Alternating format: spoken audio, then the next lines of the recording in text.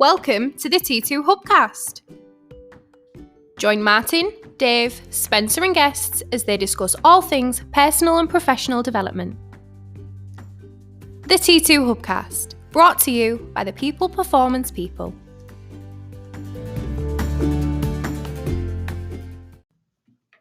So welcome back to the T2 Hubcast with me, Martin Johnson. And me, Spencer Locker. Spencer Locker. How the devil are you? Not so bad, man. You? I'm good, thank you. Excellent. I'm good. We've been neglecting our podcasts, haven't we? We have. We've been doing a bit more video lately, and we've, focused on getting some of our module-based learning onto the hub. So it's been some time, but we wanted to jump back in because something yesterday inspired us to record a Hubcast, Spence, when we was co-delivering. Co-delivery is a great thing. It's a nice thing when we can sort of freestyle a little bit. We're in the room doing it live, giving some quality content to our beloved customers, and now and it just sparks that. Yeah. And that's the best way for me. I mean, so just to explain to the listeners, we were co-delivering an external leadership day yesterday to some customers, and the premise of the day was really focused on situational management and how, it's still very appropriate to use the right management style with the right person in the right situation. But I think a question came up, or somebody asked about introverts versus extroverts, and does that really impact, the type of leader or communicator you are? I think it came on as a bit of a follow-on from the fact that we had such an amiable group. Yeah, that was right. Yeah, we had a really amiable group, and people were they were comfortable and they were quite prepared to ask questions and challenge to a certain degree, but very, very much within the comfort zone of amiable people. Yeah, there was, and it was a very amiable bunch of leaders, which meant their natural management style was quite, it was less direct, it was less aggressive, it was quite passive, it was amiable. And therefore I read in the room that there was a lot of introverts in the room.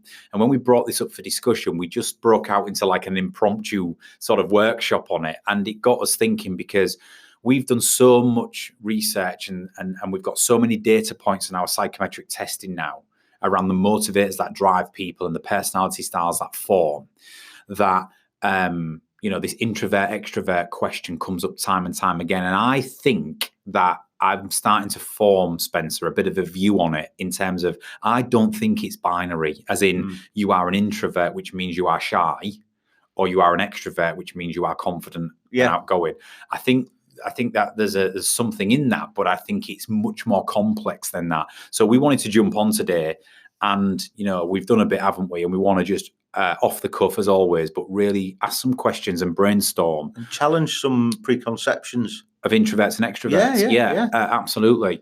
And so let's start off then. I think what I want to sort of put down straight away, Spence, is that I think introversion and extroversion is a spectrum. I would totally agree there. So it's not a black and white thing. It's a spectrum. So if you imagine a line, on the left-hand side, you've got extreme introvert. Yeah. And on the very far right-hand side, you've got, extreme extrovert. Yeah.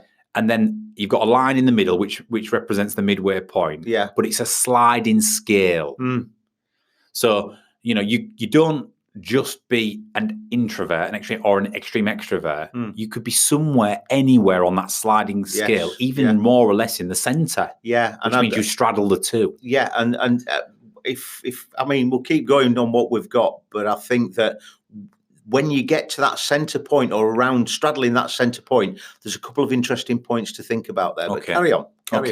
So if we think of it as a sliding scale, introversion, extroversion, it means that it's likely every human being is different, but you will be somewhere on that scale. Now, most people will identify pretty clearly with which side of the fence they're on. Whether I am more extroverted and more introverted. But let me just evolve this definition, Spence. Yeah. When we talk about introverts and extroverts, we're talking about a couple of things. We're talking about stimulation. So we're talking about how the amount of stimulation they prefer. So the quantity of stimulation they prefer, either a high degree of stimulation in their personal and professional life or a low degree. And we're also talking about their stimulation preference, whether they like external stimulation or internal stimulation. So an extrovert typically likes lots of stimulation. They like doing lots of things at once. They like a high degree of stimulation, but they prefer it externally as well. So that's why they're more talkative.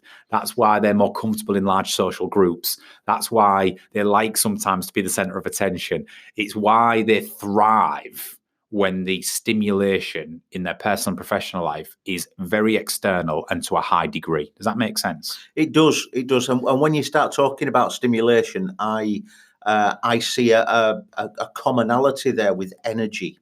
So when you start looking at Carl Jung's philosophies on introversion and extroversion, it's where you gain your energy. So when you're an introvert, when you are in busy, noisy, stimulation sort of things going on, that drains your energy. Or it can feel very draining because there's too much going on for whatever reason. However, you gain your energy from solitude, quiet time, alone time, and with the extrovert, it's the opposite way around. Yeah, so I'm an extrovert. Surprisingly, right? Really? I'm an extrovert in the fact that I definitely get more energy from stimulation. I tend to actually get quite ratty and get quite frustrated and moody with low stimulation. So sometimes weekends for me, I know it's important to wind down, to sit and watch a film, to potter around the garden, whatever it might be, to read a book, but I find myself bored and I find myself irritable.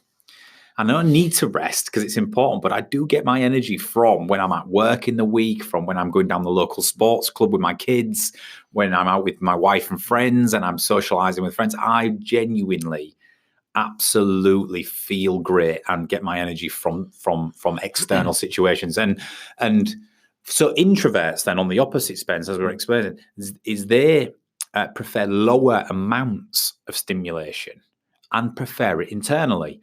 Which is why a lot of introverts sometimes like, staying at home with a book or with a film or with just a couple of friends. But their sometimes idea of a worst nightmare is to be in a busy restaurant on a table of 16 people with lots of conversations going on and having to hold that all evening, right? Yeah. Or wandering around a busy exhibition centre with everybody approaching you left, right, and centre. So it's just so the first thing to sort of debunk, if you like, is introverts and extroverts are different in the sheer fact of stimulation, how much they prefer and where they get their energy from, where they tend to thrive more. And that's all it is. It's got nothing to do, and this is my opinion from the research we've done and the data that's coming out and the sheer amount of people we engage with. I don't think it's got anything to do with being confident or not confident, with being shy or outgoing. It's got nothing to do with that, and we'll come on to that shortly. I think it's very interesting when you start talking about confidence and anxiety and introverts and extroverts. I mean, I know we know some examples, but from a lot of the things that I've read, Gandhi, believe it or not, was a confident introvert. Yeah.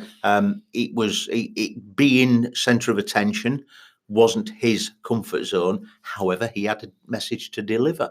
And that's so he wasn't the loud, bouncy guy, but he wasn't shy, he wasn't anxious. He that was something he wanted to do.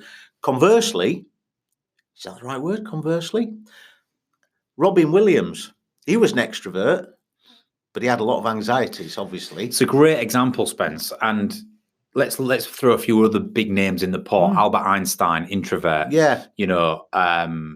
Steve Jobs, introvert. Yeah. Bill Gates, introvert. Yeah. So these are people who preferred to do their thinking and thrived best when they were alone or in small groups and when the level of stimulation was more focused and internal. However, you look at the people I've just mentioned, certainly Steve Jobs and Bill Gates in the era they lived in, in conferences have stood up in front of 5,000, 10,000 people and delivered the most inspiring, engaging, confident speeches you've ever heard, right? Yeah. So it's nothing to, and they are, and certainly with Steve Jobs and Bill Gates, some of the biggest egos and most confident men on the planet, right? Mm. So, but they're introverts because the level of stimulation that they prefer is in small amounts, in small focused amounts, and internally when it's time to do the thinking. So, you're absolutely right. Robin Williams is a classic extrovert. He came alive, right, when he was externalizing himself to the world and when he was center of attention and when he had his time to shine and engaging with people. But as we all know, with Robin Williams, in isolation, he struggled, right? Now, and there's a million other examples like that. So we want to debunk this myth of extroverts are confident, introverts are shy and anxious. It's not the case. And what we've come to, Spencer, in our model, isn't it? And we're going to do a bit more on this for the hub is, I think you got to look at that two sides of the fence, as in extroversion, introversion, as a sliding scale. But then you've got to break it up into two categories. You can be an extrovert and be a confident extrovert, or you can be an anxious extrovert, right? Yeah. You can be a confident introvert, or you can be an anxious introvert.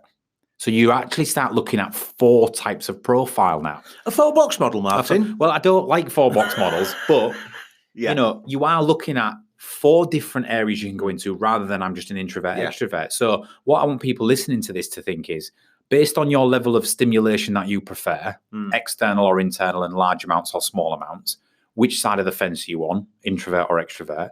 And then how would you describe yourself? Are you a confident extrovert or an anxious, shy extrovert?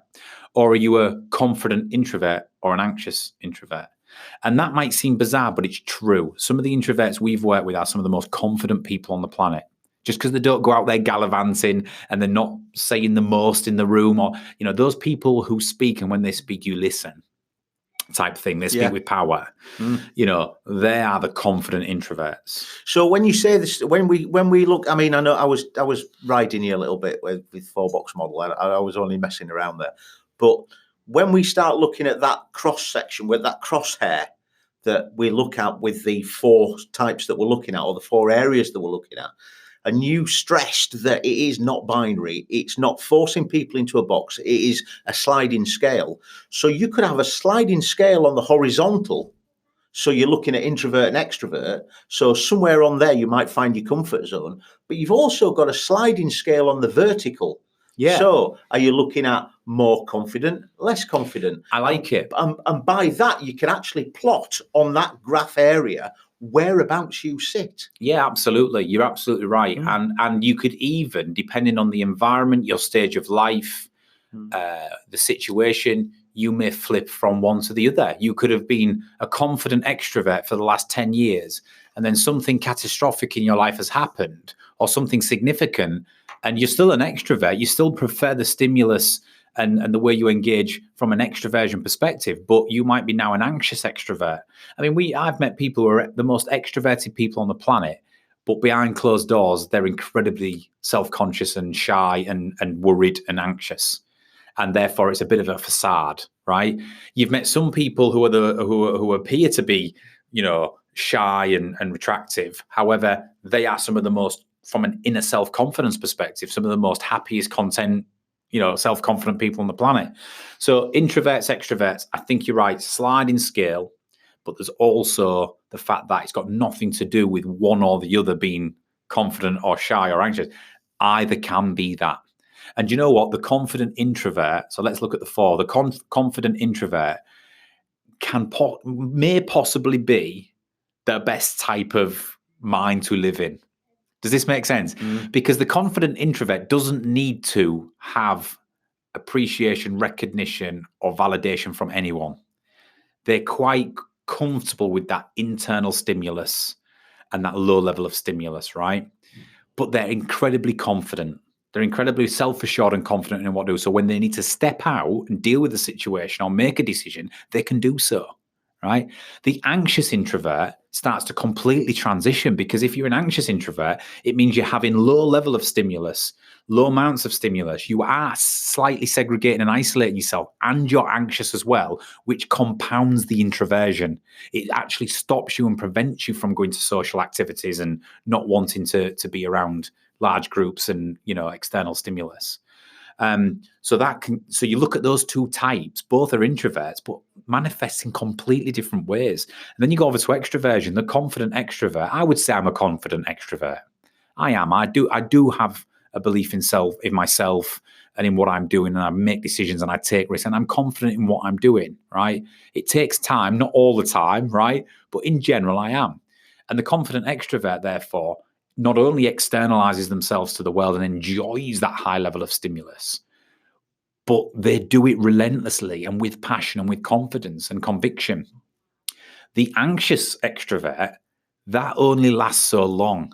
And what happens with the anxious extrovert, and I believe, Spence, that all the one-to-ones we do with, sometimes with depression, anxiety, and stress, I see a lot of anxious extroverts. And what I mean by that is they have motivators and personality styles which are larger than life. And they want to go out there and they want to make friends and build rapport, and they want large groups, and they crave connection and acceptance. So much so that the anxious extrovert will worry so much about what other people think of them. The difference between a confident extrovert and an anxious extrovert is the confident extrovert doesn't rely and need validation and feedback to go again. The anxious extrovert does. So when it doesn't come back, they start to have a wobble, and that anxiety starts to grow and grow and grow. So some of the anxious extroverts overcompensate.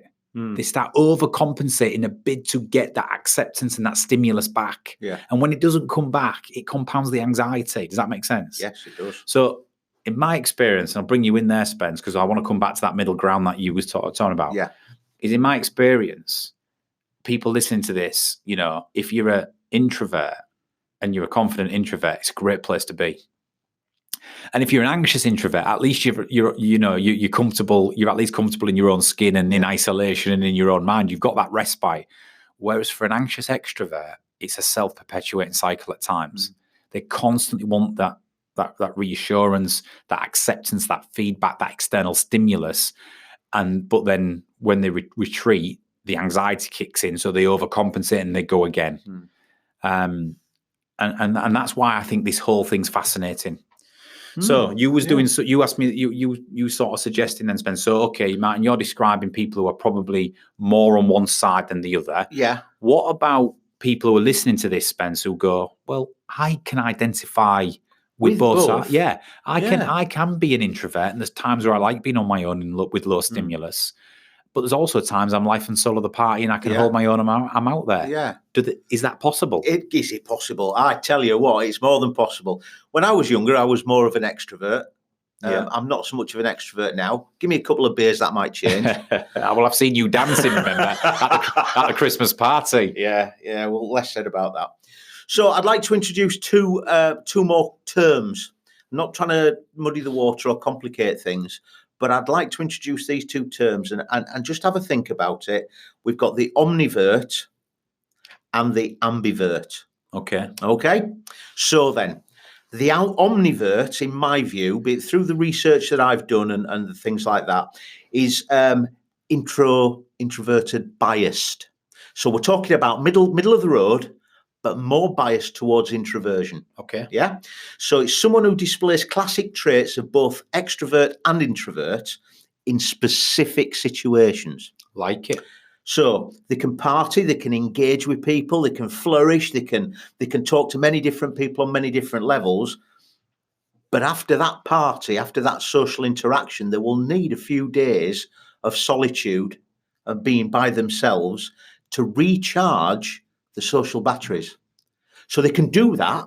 They can do the grip and grin, as you say, and talking to people about all sorts of bits and pieces. However, after that, they need to be alone. They need a little bit of solitude. They need to retreat to their cave, if you like, for a certain amount of time to recharge the social batteries.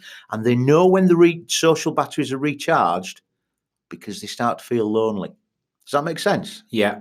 So they are middle ground, but they're more biased towards the introversion. When we come to ambiverts, and I identify as an ambivert. When you say those words, I identify. I identify as. So basically, the ambivert is an extroverted, biased, middle of the ground. Yeah. Yeah. So it's somebody who exhibits the qualities of both the extrovert and the introvert, again. However, you can flip into either depending on mood, context, and goals. Right? Yeah. So this is why the omnivert, we're looking at the introvert bias, because you are more influenced by what's going on inside. Yeah. So with the ambivert, you're more biased on what's going on outside. So let's say we're looking at an ambivert. Ambiverts are described as outgoing introverts, antisocial extroverts, and social introverts. So these are people that in the right context, in the right mood, and with the right people, ambiverts tend to become more extroverted. Yeah. However, in difficult contexts, when they're tired or when they're cranky and there are toxic people, they tend to go to the introvert side. Does that make sense? So as you're describing, it makes perfect sense. I've always described my wife. I mean, she'd always say, I'm an introvert and you're an extrovert. I don't think she is. I think my wife has always been an extrovert, but more anxious than me.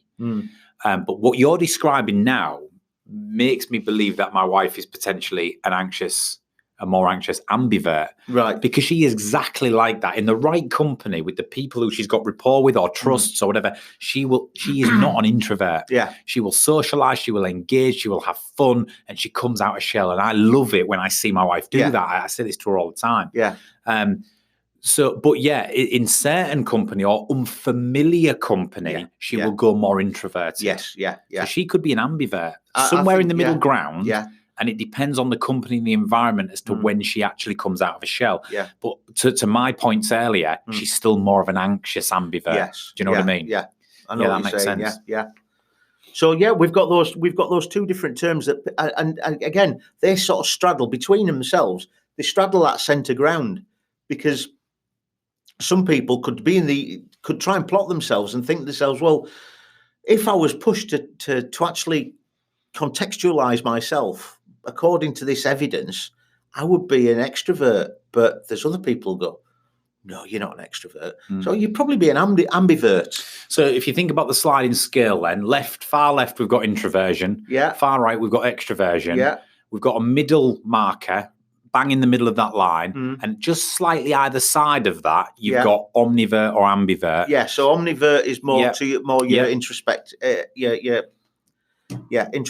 side, and your ambivert more of your extrovert. So you've got them either side, which means actually I'm not a classic introvert, but I'm still more introverted, and vice versa. And then you've got the upwards and downwards scale, which says, am I more of a confident ambivert, omnivert, or extrovert, introvert, or am I more anxious? Yes. Because that still comes into play. The anxiety level / self-assurance level still comes into play. And that has a lot to do, if you read, Maslow's hierarchy of needs, with self-esteem. Yeah, very much your level of self-esteem will determine that confidence, anxiety scale. And your level of self-esteem is also being influenced by other people's opinions and wants and needs. So, we were just briefly talking about the TED Talks video that we watched the other week. About introversion, the power of introverts. But you're looking at schools. They want people to come out of the shell. Oh, you've got to be more confident. Oh, you've got to say this, you've got to say that. Well, if you're an introvert, you're an introvert. Yeah. That's something that you're not very, you may not be very comfortable or confident in. Whereas if you're an extrovert, people seem to want extroverts. People who are in business and things like that. A lot of businesses, I want extroverted people, I want powerful people, all this and the other. Well, they sometimes miss the value of having introverts. Oh yeah, absolutely. You need that. You need different people for different roles. But I guess the final point I want to make on it, Spence, is, and we'll put a pathway on this, I think we could create a bit more of a clear, great diagram on this around introversion, extroversion, ambiverts, omniverts, confidence levels versus anxiety levels. And you can sort of start to paint a picture a little bit around why I operate the way I do and where I prefer my stimulus to come from and why I sometimes like my own space, or why I like I feel more relaxed when I'm out with groups and friends and, colleagues, etc. But, going back to that self-esteem bit on the Maslow's hierarchy of needs for a second, self-esteem impacts extroverts more than introverts. And let me explain myself on that. The fact that an extrovert gets their energy from external stimulus and collaboration, it means that their self-esteem is more greatly impacted to some extent than an introvert's by people's perceptions and feedback. Do you know what I mean? Yeah. It just is. If you think about that logically, extroverts get a lot of their energy, power, and stimulus from acceptance, from engagement, from positive vibes, from feedback. So it means that the extrovert is potentially more susceptible to lower self-esteem if that doesn't come back in abundance, or if it comes back negatively from the outside in. Does this make sense? Because they live outside in. Introverts live inside out. Yeah.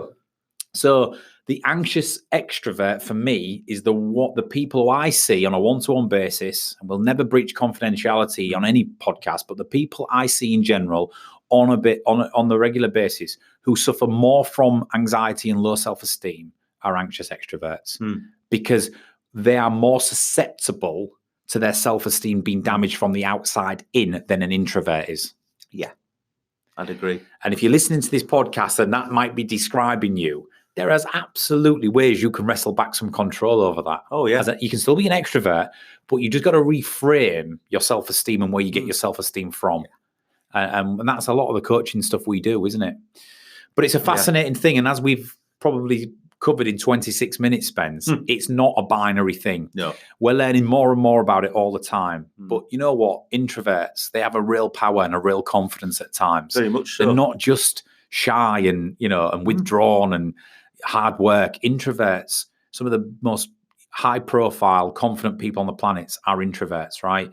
And that's what you got to take from it. But there are anxious introverts as well, right? Extroverts. It's not just that extroverts are confident and powerful and outgoing and all the rest of it. They can be anxious too. Yeah. It's all determined around the amount and the level of stimulus that you require to be at your best. And to thrive. the energy, where you get that energy from. And if again, I think if you've got to this stage of the podcast and you're still wondering which one you are, then have a look on what we do on the T2 Hub. We've put all sorts of stuff out there, a bit about self-realization, about how you can sort of analyze yourself and have a think about it and think, well, actually, society might pressurize me to be an extrovert, but really I get my energy from... And it's perfectly okay. It's perfectly okay. And then it's about looking at your week and going, right, if I'm an introvert, where are my pockets and opportunities to have my alone time or to have my low stimulus time where I can do my thinking, I can reflect, I can recharge. And for an extrovert, it's like, where in my week can I have my pockets of high external stimulus, group activities, like if you put an extrovert in an isolated office on their own and ask them to work 9 hours a day, 5 days a week, they are not going to have the energy and the productivity that they need to thrive. Yeah. Likewise, if you put the introvert on an open plan sales floor with phones ringing, conversations going, people laughing, and they can't have any headspace 5 days a week, they're not going to thrive. No. So it's about thinking where you can create those pockets. And I say pockets because extroverts have to go out into the wide world and externalize. And you know what? Extroverts, you've got to shut up sometimes and get focused and concentrate and do the little things that make a big difference. Yeah. It's about finding your pockets but accepting who you are, why you like it, and it's perfectly okay. Great point. Spencer Locker, I enjoyed that. We'll follow it up with it. We'll get Lydia to follow it with a pathway. Yeah. We'll maybe get a visual of what we've just talked about with what do you call it? The omnivert and the ambivert on the scale and the grid, and people thinking about where they sit, embracing it, accepting it, and then making a few changes going forward. That's going to benefit them and allow them to recharge, gain the energy, and get productive. Spencer Locker, thank you very much. Mike Johnson, thank you very much. And we'll be back with another T2 Hubcast.